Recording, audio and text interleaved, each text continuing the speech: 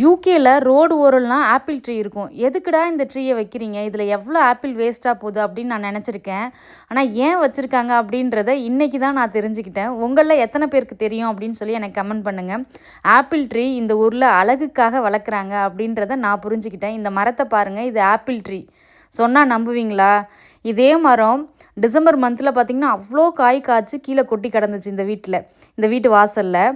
நான் அப்போ நினச்சேன், எதுக்குடா இந்த மரத்தை வைக்கிறீங்க அப்படின்ட்டு. ஆனால் இப்போ தான் புரியுது, இவ்வளோ அழகாக இதில் பூ பூக்குது, இதோட அழகை ரசிக்கிறதுக்காக தான் ஆப்பிள் ட்ரீ வந்து வளர்க்குறாங்க அப்படின்னு நான் புரிஞ்சுக்கிட்டேன். ரோடு ஓரத்தில் நிறைய ஆப்பிள் ட்ரீ பார்த்துருக்கேன். நான் வீடியோஸ் கூட போட்டிருக்கேன் ஜூலை மந்த்லலாம். அதை கூட இந்த வீடியோ எண்டில் அட்டாச் பண்ணியிருக்கேன்.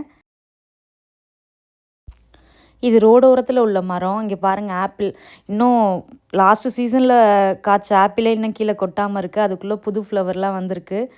இப்போ நம்புவீங்களா இது ஆப்பிள் ட்ரீ தான் அப்படின்னு சொல்லிட்டு?